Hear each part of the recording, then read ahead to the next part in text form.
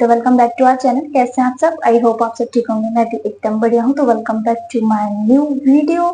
आज हम पढ़ेंगे महाराणा अमर सिंह। कल वाली क्लास में हम महाराणा प्रताप पूरा कंप्लीट कर चुके थे। जो जो फैक्ट्स रह गए थे वो हमने कल की क्लास में कंप्लीट कर दिए। और आज हम क्या पढ़ेंगे? आज हम पढ़ेंगे महाराणा अमर सिंह। जब लड़ाई हुई थी, किसकी लड़ाई हुई थी? महाराणा प्रताप अकबर के बीच में लड़ाई चल रही थी। लास्ट वाले युद्ध में अकबर फिर भी हार जाता है जगन्नाथ कछवाहा को भेजने के बाद। तो फिर 12 साल तक कोई युद्ध नहीं होते। 12 साल के बाद जैसे ही महाराणा प्रताप की मृत्यु हो जाती है 51 में, उसके बाद में अकबर अटैक करवाता है।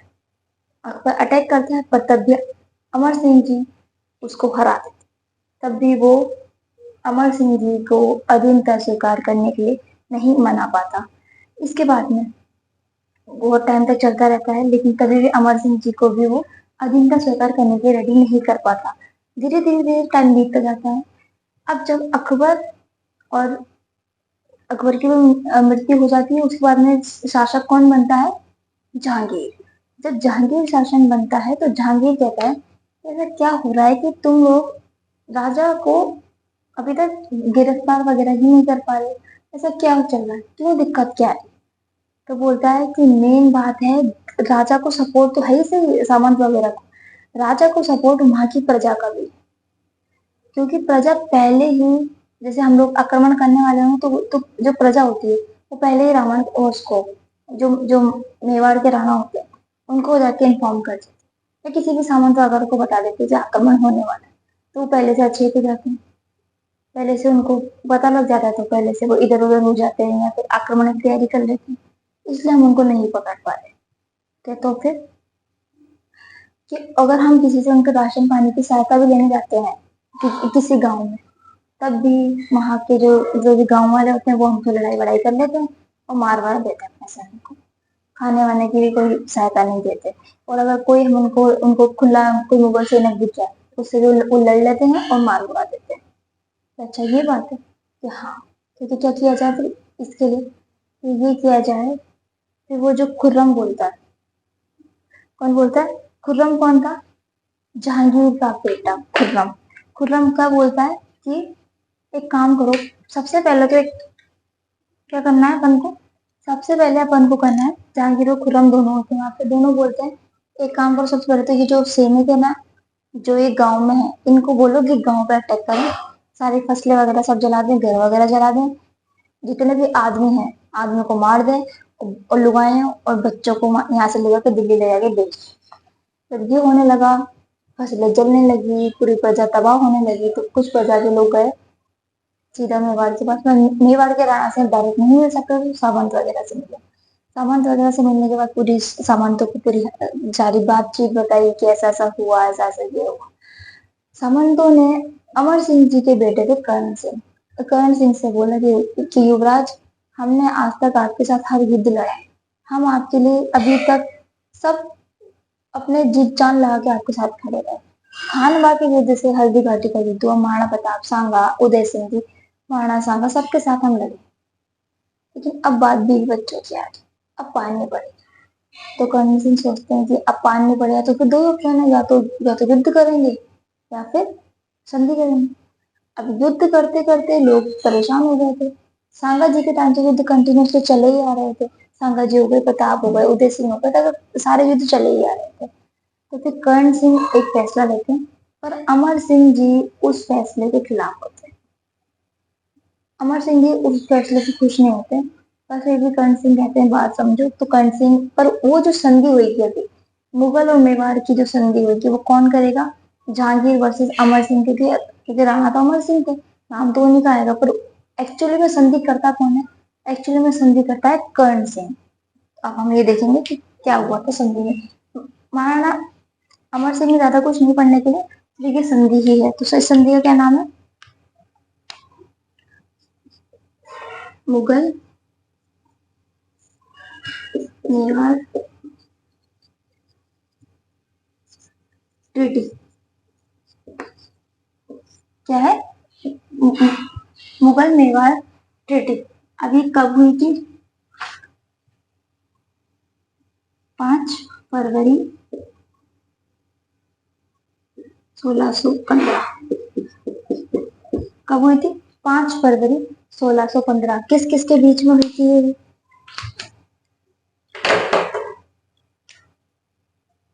जहांगीर, क्योंकि अकबर की डेथ हो चुकी उस टाइम वहां पे राजा कौन था? मतलब जो सुल्तान, जो दूसरा मुगल एम्परर बना था वो कौन बना था? जहांगीर। जहांगीर वर्सेस अमर सिंह जी, क्योंकि अमर सिंह जी राजा हैं पर इन्होंने ये खुश नहीं थे, पर नाम तो इन्हीं का ही आएगा, अमर सिंह फर्स्ट। तो कौन है? अमर सिंह फर्स्ट। ठीक है, किसका नाम आएगा? अमर सिंह जी का। अब जब जहांगीर की तरफ से तो कौन आया था ट्रीटी करने? खुर्रम। खुर्रम कौन? शाहजहां। उसका पहले क्या नाम था? खुर्रम। कौन आया था? खुर्रम आया था। और अमर सिंह जी की तरफ से कौन आए थे? 2 लोग थे, शुभ करण और हरिदास।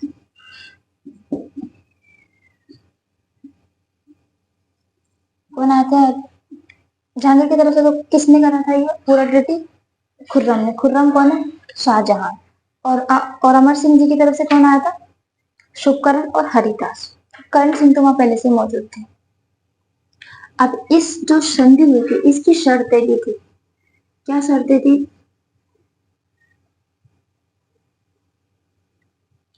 पहले तो जब संधि हुआ करती थी, संधि के बाद में जो, जैसे किसी भी रियासत से संधि हुई है तो उसका राजा मुगल कोर्ट में जाएगा, वहीं रहा करेगा।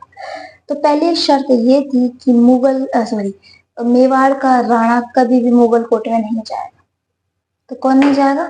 फर्स्ट पॉइंट क्या था? Rana of Mewar will not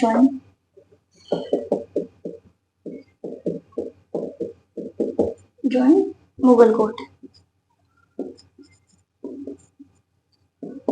अब खुर्रम कहता है यार एक बार पापा से पूछ लो ये बात को, क्योंकि अभी तक जितना भी आया वो सिर्फ और सिर्फ राजा ही आते थे। तो खुर्रम जा रहा जहांगीर के पास, ये ऐसी ऐसी बातें क्या करूं? कह रहा है जो कर रहा है कर ले, संधि कर रहे हैं वही बहुत बड़ी बात है, वो भी आगे चल के, इसलिए जो बोल रहे समानो। बात ठीक है। तो अब ये तो क्या, राणा तो नहीं जाएगा मेवाड़ से, फिर कौन जाएगा? मेवाड़ का युवराज जाएगा, Prince of Mewar. Prince of Mewar,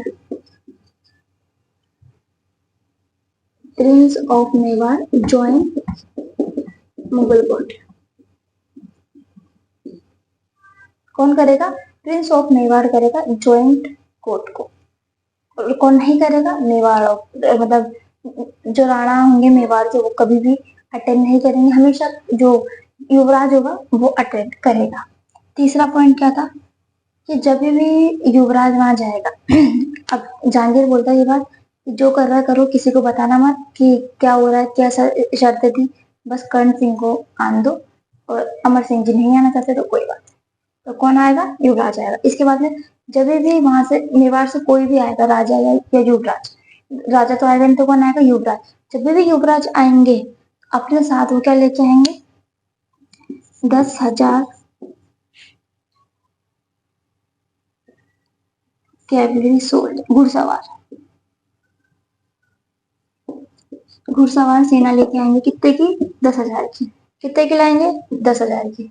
अब इधर से बोला जाता है कि हमको हमारे महाराणा प्रताप वैसे सारे जो किले थे वो जीत चुके थे, कौन कौन से नहीं जीते थे उन्होंने? चित्तौड़ और मांडलगढ़। तो ये बोलते हैं हमें चित्तौड़ का किला वापस। तो बोलते हैं ठीक है, हम आपको चित्तौड़ का किला तो वापस दे रहे हैं, पर आप उसकी मरम्मत नहीं करा सकते। अगर आपने उसकी मरम्मत कराई तो हम ये सोचेंगे कि आप युद्ध की तैयारी करते हैं, कि बात ठीक है नहीं कराएंगे। तो क्या इन्होंने क्या दिया था?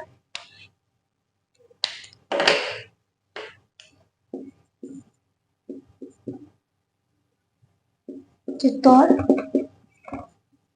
फोर्ट वापिस मिल गया था, back to Mewar, but can't construct reconstruct. आप इसका पूर्ण निर्माण नहीं करा सकते। क्या नहीं करा सकते? इसका पूर्ण निर्माण नहीं करा सकते। और पांचवी सबसे महत्वपूर्ण बात, जब भी संधि हुआ करती थी तो वैवाहिक संबंध बनाया करते थे। तो बोला मेवाड़ से मुगलों में कोई भी वैवाहिक संबंध नहीं बनाए जाएंगे। तो क्या नहीं बना चाहेंगे? Material relation will not be stabilized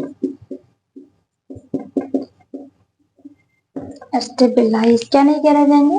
वैवाहिक संबंध नहीं बनाए जाएंगे। तो क्या क्या 5 शर्तें थी? एक तो जो मेवाड़ का राणा कभी भी कोर्ट में नहीं जाएगा, उसकी जगह कौन जाएगा? युवराज जाएगा। और जो भी मेवाड़ से कोई भी मतलब युवराज जाएंगे तो क्या लेके जाएंगे? 10,000 घुड़सवार लेके जाएंगे। इसके बाद में चित्तौड़ का फोर्ट हम आपको वापस देते हैं, पर आप उसका रिकंस्ट्रक्शन नहीं करा सकते और किसी प्रकार का वैवाहिक संबंध नहीं बनाया जाएगा। किसके? मुगलों के और मेवाड़ वालों के बीच में। इसके बाद में हम ये देखते हैं कि अब इससे युद्ध जो ये ट्रीटी हुई थी, अब इसका इम्पोर्टेंस क्या था? इम्पोर्टेंस कह लो, फीडबैक कह लो, कुछ भी कह लो, क्या था?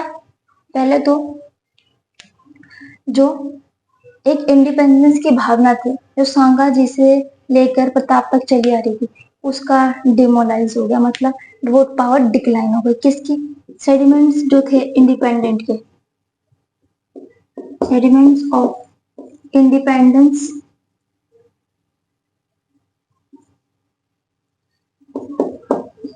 इंडिपेंडेंस क्या हो गया? वो डिक्लाइन हो गया। अब आपने देखा होगा जब भी किसी में संधि होती है, युद्ध वगैरह नहीं होते, वहां पीस की स्थापना होती है, तो वहां पे आर्ट एंड कल्चर को बढ़ावा मिलता है। आपने देखा होगा सांगा से प्रताप तक कंस्ट्रक्शन ना के बराबर हुए थे। इसके बाद में जो आर्ट एंड कल्चर है वो अपनी पीक पकड़ेगा किस टाइम? अमर सिंह जी के टाइम से, क्योंकि इस टाइम पे पीस हो गया था और कल्चर को मोटिवेशन मिला था। तो क्या हो गया था? एंड ऑफ वॉर्स, वॉर्स खत्म हो गई थी, पीसफुल एनवायरनमेंट हो गया था। क्या हो गया था? पीसफुल एनवायरनमेंट हो गया था। इससे क्या हुआ था? प्रमोट हुआ था। क्या हुआ था प्रमोट? Culture activities.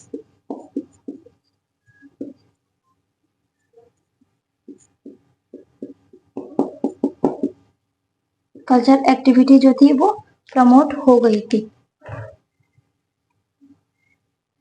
अब जो अमर सिंह जी थे वो इसी ट्रीटी से नाखुश थे। तो जैसे ही ये ट्रीटी हुई, अमर सिंह जी राजपाल छोड़ के कहीं चले जाते हैं। कहाँ चले जाते हैं? Naugaon. He was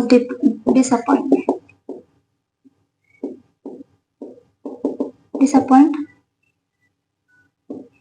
with his treaty। तो ये कहाँ चले जाते हैं अमर सिंह जी? नवगांव, नव चौकी। कहाँ चले जाते हैं? नव चौकी में। नव चौकी में जाने के बाद ये वहीं रहा करते हैं, वहीं रहते हैं। फिर इनकी मृत्यु हो जाती है। अब इनकी छतरी कहाँ बनती है? अहर में। कहाँ बनती है? अहर में। अब ये बात याद रखना, अमर सिंह जी के बाद के जितने भी राजा होंगे, अमर सिंह जी से बाद के जितने भी राजा, सबकी छतरियां कहाँ बनेगी? अहर में ही बनेगी। कहाँ बनेगी? अहर में बनेगी। और ये भी क्वेश्चन आ सकता है कि पहली छत कौन से राजा थे जिनकी छतरी कहाँ बनी थी? अहर में बनी थी। वो कौन थे? अमर सिंह जी थे। कहाँ बनी थी? अहर में। इसके बाद में जितने भी राजा हों सबकी बनेगी अहर में ही छतरी बनेगी। इसके बाद में जब कर्ण सिंह मुगल जो कोर्ट है वो ज्वाइन करते हैं, क्या करते हैं? ज्वाइन करते हैं कोर्ट ऑफ जहांगीर। वही मुगल कोर्ट बोल सकते हैं इसको। अब जब कोर्ट में ज्वाइन करते हैं, जैसे ही वहां जाते हैं ये जहांगीर अपने सिंहासन से खड़े होते हैं, इनको गले लगाते हैं, इनको अपने जस्ट पास वाली सीट पर बिठाते हैं। ये कर्ण सिंह जाते ही 5,000 मनसबदार बने थे। लोगों को बहुत टाइम निकल जाता जब जाके वो 5,000 तक पहुंच पाते हैं। किसी को 100 मनसब मिलते हैं, किसी को 200 मनसब मिलते हैं। 5,000 अपने टाइम पे बहुत बड़ा हुआ करता था। 5,000 के जो बच्चे थे, 5,000 भी जो मुगल परिवार के लोग होते थे उन्हीं को मनसब मिला करते थे। तो कर्ण सिंह को जाते कितने का मनसब मिला था? 5,000 का मनसब मिला था। 5,000 का मनसब बना था। और क्या बने थे? मनसबदार बने थे। कितने के? 5,000। इसके बाद में जो जहांगीर था वो अमर सिंह जी और कर्ण सिंह की स्टेचू बनवाता है। कर्ण सिंह जी और अमर सिंह जी स्टेचू बनवाता है। कहाँ पे बनवाता है? एट आगरा फोर्ट, आगरा के किले में इनकी स्टेचूज बनवाता है। कौन बनवाता है? जहांगीर बनवाता है। अब उस टाइम उस कोर्ट में एक हिस्टोरियन थे। कौन? Sir Thomas Roy. वो क्या बोलते हैं, वो ये सब देखते हैं क्या ये एक आदमी को यहाँ पे इतनी इंपॉर्टेंस मिल रही है, तो वो आसपास पूछते हैं कि यार इस आदमी को इतनी इंपॉर्टेंस कैसे मिल रही है? तो इसलिए मिल रही है कि ये इसके भी नई नई संधि हुई है, इसलिए हो रही है। अच्छा, इसको इनको हरा के इन पे इसलिए इतनी हो रही है। ना ना ना, ये बात किसी को बतानी नहीं। हारे तो हम थे, वो तो इनकी दिल बहुत बड़ा है, इसलिए इन्होंने आगे की संधि कर। नहीं तो आज तक भी ये संधि नहीं करते। अगर युद्ध के मैदान में लड़ते तो हम हमेशा हारे। तो ये बात किसी को बतानी नहीं। तो जो सर थॉमस वो थे, वो अपने अपने अंदर अपनी जितनी भी उनकी पोस्ट थी उससे अकॉर्डिंग एक सर्वे करवाते हैं, ढूंढवाते हैं क्या था तो उनको पता चलता है कि जो मुगल एम्परर है उसने षड्यंत्र के तौर पे राणा से मतलब मेवाड़ के राणा से संधि कराई। अगर वो युद्ध के तौर पे कराते हैं, मतलब पावर के अकॉर्डिंग कराते, तो वो अभी तक संधि नहीं करा पाते। तो क्या लिखा था? एक लाइन लिखी थी उन्होंने, Mughal emperor made king of Mewar, Mughal emperor made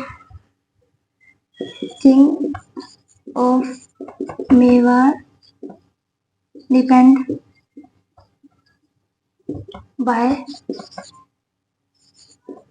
wisdom not power. कि पावर के दम पे उनको संधि नहीं करवाई थी उन्होंने, किसके दम पे कराई थी? षड्यंत्र के दम पे। की एक लाइन किसने बोली थी? Sir Thomas Roy. किसने बोली थी? Sir Thomas Roy. अब हमको इस संधि का सोर्स कहां से मिलता है कि ये संधि हुई थी? दो सोर्स है। एक तो क्या है,